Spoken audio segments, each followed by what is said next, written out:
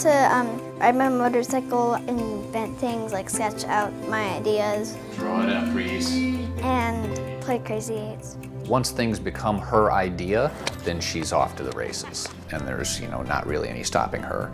She's your typical 10-year-old kid.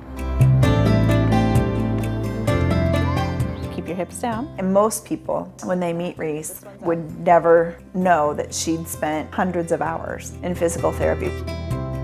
I had a great pregnancy. I was never on bed rest. I never felt sick. And at 28 weeks, I went in for a routine ultrasound.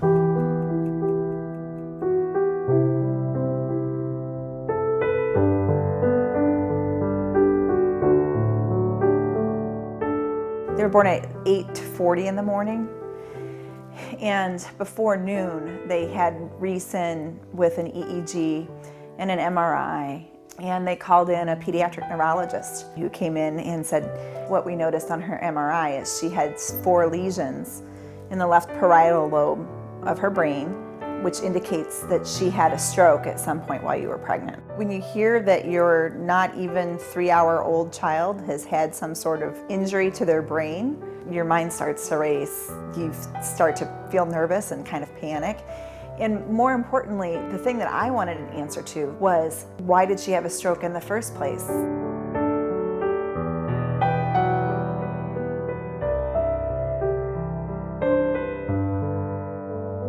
They did a lot of the same things, very similar time periods. They both smiled within 2 or 3 days of each other. But when the more noticeable gross motor skills start to take off, her twin was way, way ahead of her.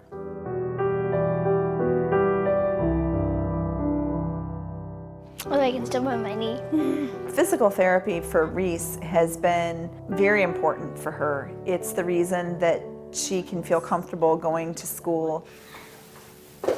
What we use it mostly for is making sure that her gait is right, so that when she walks, she can clear her toe off the ground, that she can walk with us when we go for a walk or ride a bike. It's made a huge difference for her. We don't know what the future will hold. Every growth spurt is a new challenge for her in terms of walking and everything else, but she, for us, has always defied expectation in the greatest of ways.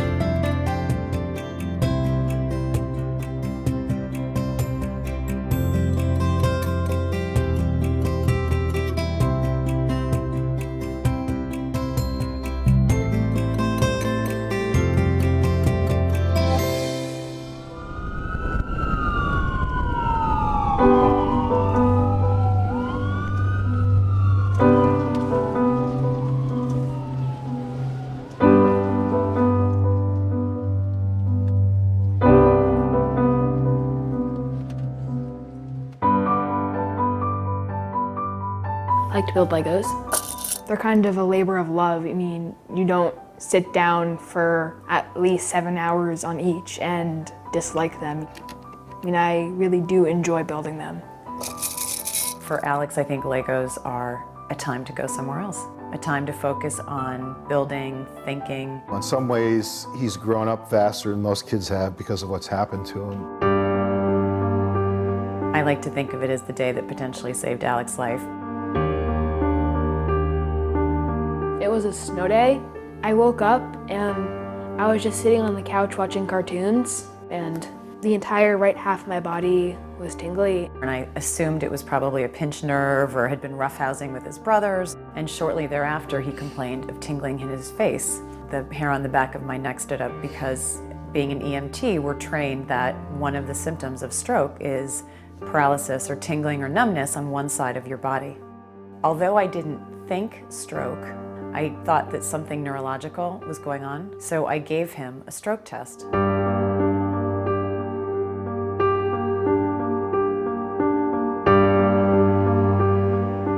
The neurologist came out of the MRI and said, "I'm so sorry, we did see something," which are the words no parent ever wants to hear.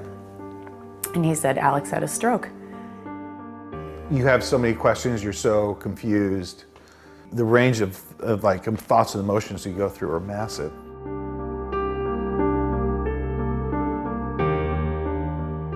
I couldn't quite figure out how this happened. How could a child have a stroke? How could my healthy child have a stroke? Alex had no medical history that would have led to this. Stroke is awful.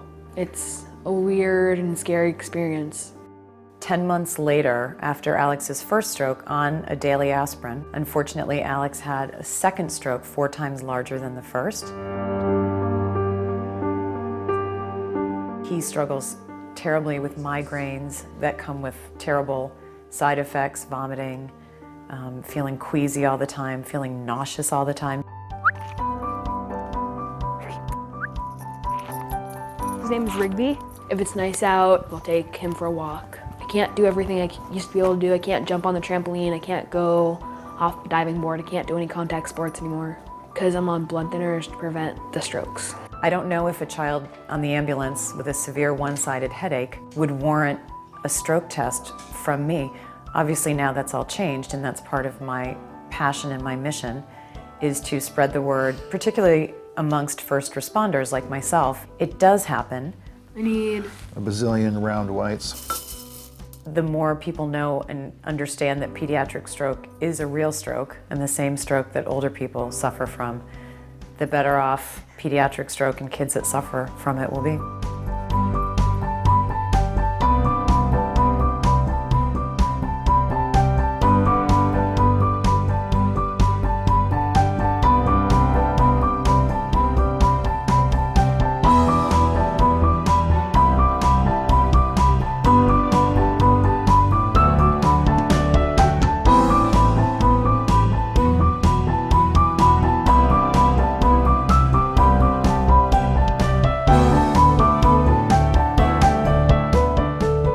There's been a lot of work done to educate the public about the problem of stroke in adults.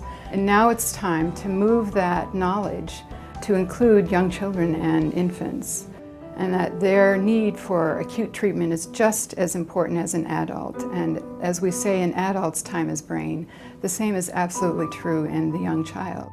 We all need to come together to make sure that we recognize these symptoms early, that we treat them as early as possible and as completely as possible so that those children can tap into their own internal strengths and put it together with what we can do to help them to recover and move forward and have a full life.